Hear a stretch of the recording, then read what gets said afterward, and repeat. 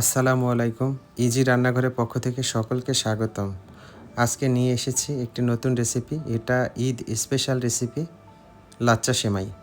ঈদের সময় মূলত লাচ্চা সেমাইটা আমাদের সবার বাসায় হয়ে থাকে। তো এটারই একটা সুন্দর পদ্ধতি আমি আপনাদের সাথে শেয়ার করব এবং এইভাবে যদি লাচ্চা সেমাই রান্না করেন, সকলেই পছন্দ করবে এবং সকলেই খুব ভালোভাবে খাবে। তো শুরু করা যাক। শুরুতে আমাদের কিছু উপকরণ লাগবে লাচ্চা সেমাইটাকে একটু মজাদার করে তৈরি করার জন্য। তো সেক্ষেত্রে সর্বপ্রথম আমি নিয়ে নিলাম কাঠবাদাম, পেস্তা বাদাম, কাজু বাদাম এই তিনোটাই ব্যবহার করতে পারেন।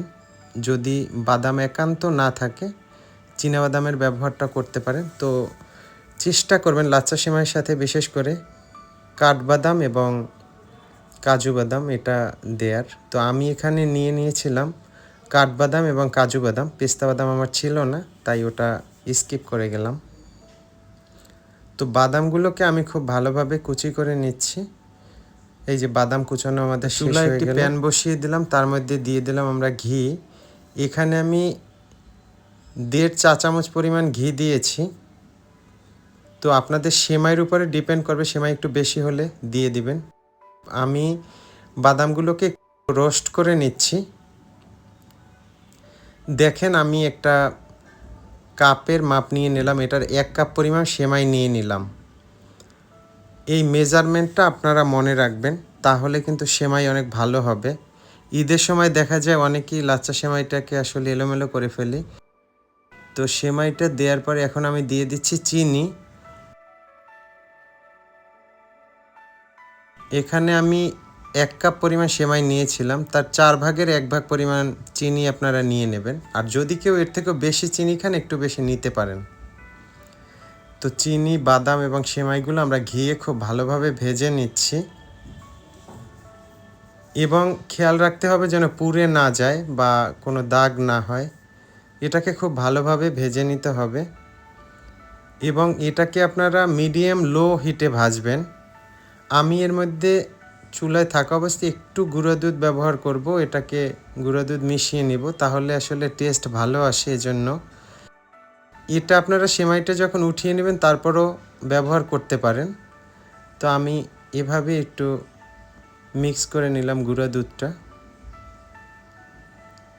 এখন আমি এর মধ্যে দিয়ে দিলাম একটু কিশমিশ। কেউ চাইলে শুরুতেই কিশমিশটা দিয়ে দিতে পারেন। কিশমিশ যদি রোস্ট করতে চান করতে পারেন। তো আমি কিশমিশটাকে রোস্ট করব না, এজন্য আমি পরে দিয়েছি। চুলা কিন্তু অলমোস্ট আমার বন্ধ হয়ে গেল। এখন আমি এই সেমাইগুলোকে একটা বলে ঢেলে নিব। এই যে আমি ঢেলে নিচ্ছি। আপনারা শুধুমাত্র এই পদ্ধতিতেই রান্না করবেন, তাহলে দেখবেন যে সেমাইটা আসলে অনেক টেস্ট আসে। আর অনেকেই সেমাই রান্না করে সেমাই হয়ে যায় বরফির মতো বা হালুয়ার মতো। এত পরিমাণে পানি কম দেয়া হয়, কোনো মেজারমেন্ট থাকে না এজন্য। তো লাচ্চা সেমাইটা আসলে সেমাইয়ের মতোই হতে হবে। তো চুলায় আমরা একটা প্যান বসিয়ে দিলাম। এখন এর মধ্যে আমি লিকুইড দুধ দিব। তো আমি যে বাটিটা আপনাদেরকে দেখালাম এখন, এই বাটির 1 কাপ পরিমাণ হচ্ছে 1 বাটি পরিমাণ আমি এখানে সেমাই দিয়েছিলাম। এখন এটা ডাবল দুধ দিয়েছি, মানে 2 কাপ পরিমাণ। তো আমি দিয়ে দিলাম দারুচিনি, এলাচি এবং তেজপাতা। এর মধ্যে দিয়ে দিলাম চিনি লিকুইড দুধের সাথে। এই চিনিটা আপনারা মোটামুটি চিনি কে কী পরিমাণ খান তার উপর ভিত্তি করে দিয়ে দিবেন। এখন চিনি সহ এটাকে খুব ভালোভাবে নেড়ে নিচ্ছি।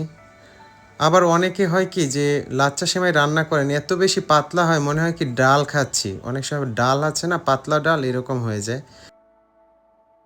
তো আমরা এই লিকুইড দুধের মধ্যে একটু গুঁড়ো দুধ অ্যাড করব। এটা অপশনাল, আপনারা চাইলে ভালো। এটা আসলে টেস্টটা অনেক ভালো হয় এবং টেস্টটা অনেক বাড়ে। অনেকে কনডেন্স মিল্কও ব্যবহার করতে পারেন, এক্ষেত্রে ভালো লাগবে খেতে। তো এটাকে খুব ভালোভাবে আমরা নেড়ে নিচ্ছিলাম। আমাদের অলমোস্ট দুধটা হয়ে গেল।